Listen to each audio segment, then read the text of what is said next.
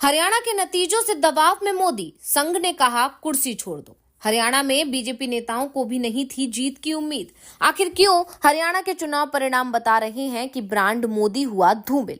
कैसे अब बीजेपी के अंदर आरएसएस का बढ़ने वाला है दबदबा। हरियाणा विधानसभा चुनाव के नतीजों के बाद से ही बीजेपी के अंदर बेचैनी दिखाई दे रही है। खासतौर पर बीजेपी हाईकमान यानी कि पीएम नरेंद्र मोदी और अमित शाह परेशान दिखाई दे रहे हैं, क्योंकि हरियाणा में ऐसे नतीजे आएंगे इसकी उम्मीद खुद बीजेपी नेताओं को भी नहीं थी। और यही वजह थी कि नरेंद्र मोदी ने हरियाणा में प्रचार से दूरी बना ली थी और 2 दिन पहले ही हरियाणा को पूरी तरह से छोड़ दिया था। यहां तक कि अमित शाह ने भी खास रैलियां नहीं की थी और सबसे खास बात, पीएम मोदी ने एक भी रोड शो नहीं किया था। तो मोदी और शाह ने एक तरह से हरियाणा विधानसभा चुनाव में प्रचार करने का अपना कर्तव्य किसी तरह से पूरा किया, यानी सिर्फ नाम किया कि वो प्रचार कर रहे हैं, बस 4 रैलियां की। शाह तो हरियाणा में प्रचार के दौरान ये भी कहे आए कि सैनी के नेतृत्व में चुनाव हो रहा है, सरकार बनेगी तो वो ही सीएम होंगे। लेकिन चुनाव परिणाम बीजेपी के पक्ष में आ गए। ऐसे में मोदी और शाह दोनों अब परेशान दिखाई दे रहे हैं, क्योंकि ये मानकर चला जा रहा था कि बीजेपी आलाकमान ये मान चुका है कि इस बार हरियाणा में कांग्रेस की सरकार आ रही है, बीजेपी बुरी तरह हार रही है और इसीलिए उन्होंने हार की जिम्मेदारी के लिए एक नाम को तय कर लिया था। तो अगर बीजेपी हार जाती तो इसका ठीकरा सैनी के सिर पे फोड़ दिया जाता। लेकिन जब नतीजे आए तो पीएम मोदी और अमित शाह दोनों ही हैरान रह गए। बीजेपी आलाकमान परेशान रह गया क्योंकि नतीजे उम्मीद से बिल्कुल परे आ गए। अब इन तमाम चीजों के बीच में सवाल ये भी उठ रहा है कि बीजेपी के अंदर वो तिलिस्म टूट गया है जिसमें माना जाता था कि चुनाव मोदी के नाम पर ही जीता जा सकता है, और अब कैसे संघ ने मोदी को सीधे सीधे चेतावनी दे दी है। तो इसी सवाल पर हम करेंगे इस रिपोर्ट में बात। आपको बता दें कि हरियाणा विधानसभा चुनाव में नरेंद्र मोदी ने सिर्फ 4 रैलियां की और उसमें से भी आखिरी रैली 1 अक्टूबर को कर दी, जबकि चुनाव प्रचार 3 अक्टूबर तक चला था। साफ है, बीजेपी को उम्मीद ही नहीं थी कि वो चुनाव जीत रहे हैं। एक तरफ तो बीजेपी के दिग्गज नेताओं ने पहले से ही हरियाणा से अपना डेरा हटा लिया था, तो दूसरी तरफ लोकसभा चुनाव के बाद से ही आरएसएस के दिग्गज नेताओं ने हरियाणा में डेरा डाल दिया था। वोटिंग से पहले की रात को भी वो मैदान में डटे हुए थे, घर घर दस्तक दे रहे थे। मतदाताओं का जो विरोध बीजेपी के उम्मीदवारों ने झेला था वो तो कुछ भी नहीं था।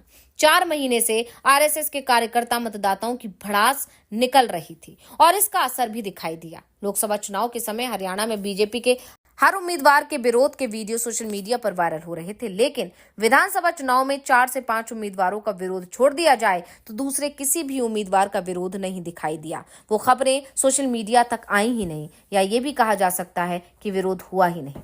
दावा किया गया कि ये सब संघ की मेहनत के चलते हुआ, यानी ये सब संघ की मेहनत का नतीजा था। अब हरियाणा में बीजेपी की सरकार बन रही है, पार्टी को पूर्ण बहुमत मिला है, तो बीजेपी हाईकमान को भी समझ में नहीं आ रहा है कि आखिर ये सब हुआ कैसे। मोदी समर्थक जिस ब्रांड मोदी की बात करते थे उसका हुआ क्या? हरियाणा में तो मोदी ने ज्यादा रैलियां तक नहीं की, रोड शो भी नहीं किया, फिर बीजेपी इतने विरोध के बावजूद कैसे जीत गई? साफ है, बीजेपी हाईकमान भी मान रहा है कि हरियाणा की जीत में आरएसएस का बड़ा हाथ है, या ये भी कह सकते हैं कि ये जीत आरएसएस की मेहनत का ही नतीजा है, या ये जीत सिर्फ आरएसएस की वजह से ही मिली है। और इसी सब के चलते अब बीजेपी हाईकमान संघ के दबाव में दिखाई देने लगा है और इसका असर मोदी शाह के साथ साथ बीजेपी अध्यक्ष जेपी नड्डा पर भी दिखाई देगा। तो वैसे तो हरियाणा के बाद अब बीजेपी की नजर महाराष्ट्र और झारखंड विधानसभा चुनाव के साथ दिल्ली विधानसभा चुनाव पर टिक गई है, लेकिन जिस चुनाव पर सबसे ज्यादा नजरें हैं बीजेपी की वो है बीजेपी अध्यक्ष के चुनाव पर। हरियाणा में बीजेपी की जीत के बाद अब ये तो तय माना जा रहा है कि बीजेपी एक बार फिर संघ के दबाव में आ गई है, क्योंकि जीत के पीछे संघ की ही महत्वपूर्ण भूमिका मानी जा रही है। लेकिन अध्यक्ष पद को लेकर संघ और पीएम मोदी आमने सामने आ गए हैं। आरएसएस की तरफ से सबसे पहले अध्यक्ष पद के लिए नाम दिया गया था संजय जोशी का, और जोशी का नाम देखते ही मोदी और शाह ने संघ से साफ कह दिया कि संजय जोशी हमें मंजूर नहीं है। संघ की तरफ से फिर दूसरा नाम दिया गया वसुंधरा राजे सिंधिया का, तो अमित शाह की तरफ से वसुंधरा को राजस्थान का सीएम बनाए जाने का प्रस्ताव सीधे सीधे राजे के सामने ही रख दिया गया। यानी इससे यह साफ हो गया कि शाह और मोदी वसुंधरा राजे के नाम पर भी जो है खुश नहीं है या राजी नहीं है।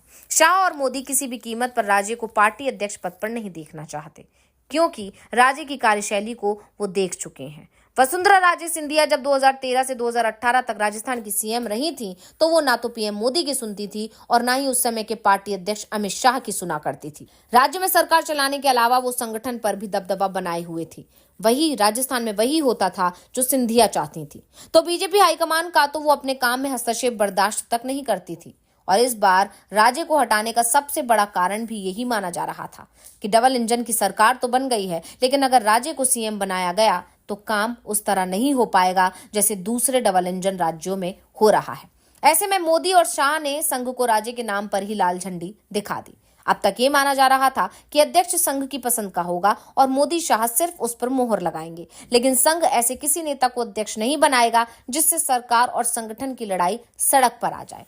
अब कहा जा रहा है कि आरएसएस की तरफ से तीसरे नाम पर मंथन शुरू हो चुका है। संघ एक बात जरूर चाहता है कि जो भी अध्यक्ष बने वो मोदी और शाह से ज्यादा संघ की सुने। जेपी नड्डा की तरह वो ये बात कहने की हिम्मत नहीं जुटा पाए कि हमें अब आरएसएस की जरूरत नहीं है। तो संघ के दबाव में बीजेपी हाईकमान दिखाई दे रहा है। इसके पीछे सबसे बड़ा कारण ब्रांड मोदी की चमक को खोना माना जा रहा है, क्योंकि बीजेपी हाईकमान ही जब हरियाणा चुनाव को लेकर शंका में था और मोदी ने यहां ज्यादा रैलियां भी नहीं की और जो रैलियां भी की तो उस रैली में खाली कुर्सियों के वीडियो सोशल मीडिया पर तेजी से वायरल हुए थे, आपने भी देखे होंगे। ऐसे में ये माना गया कि बिना मोदी के प्रचार के ही बीजेपी हरियाणा में जीत गई, और वो भी जबरदस्त विरोध के बीच। हरियाणा में किसान, पहलवान और जवानों का मुद्दा हर किसी की जुबान पर था, फिर भी जनता ने कांग्रेस को वोट नहीं दिया।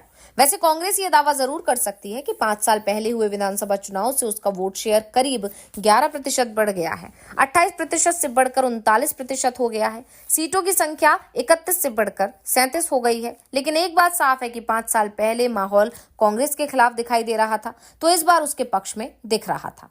कांग्रेस के पक्ष में लहर बताई जा रही थी, फिर भी पार्टी चुनाव नहीं जीत पाई। तो दूसरी तरफ बीजेपी के खिलाफ माहौल था। पीएम ने ज्यादा प्रचार भी नहीं किया, क्योंकि पीएम खुद मान चुके थे कि इस बार बीजेपी नहीं जीत पा रही है। फिर भी नतीजों में बीजेपी जीत गई। यानी बीजेपी को इस बात का भी पता चल गया कि ब्रांड मोदी अब चूक गया है। ब्रांड मोदी की अब जरूरत नहीं है, मोदी लहर की अब जरूरत नहीं है। बीजेपी की जीत में ब्रांड मोदी का ज्यादा योगदान नहीं है, बल्कि उसकी आक्रामक प्रचार नीति और अंतिम समय तक मैदान में डटे रहने की रणनीति का हाथ है। यानी संघ ने एक बार फिर से बीजेपी को यह संदेश दे दिया है कि बीजेपी को अभी भी संघ की जरूरत है। बीजेपी को संघ की छत्रछाया में ही रहना पड़ेगा। बीजेपी अभी इतनी बड़ी नहीं हो गई है कि वो संघ के बिना चल सके। तो इसको लेकर अब हरियाणा में जो चुनावी नतीजे आए, उसने एक बार फिर संघ की भूमिका को और मजबूत कर दिया है, बीजेपी को कमजोर कर दिया है और बीजेपी को संघ के आगे घुटने टेकने पर मजबूर कर दिया है। और इसका असर आने वाले अध्यक्ष चुनाव में भी देखने को मिल सकता है। तो ये रिपोर्ट आपको कैसी लगी, हमें कमेंट करके अपनी राय जरूर दीजिएगा। इसी के साथ इस वीडियो को लाइक करें, इस वीडियो को शेयर करें, साथ ही हमारे चैनल को सब्सक्राइब करना ना भूलें। धन्यवाद।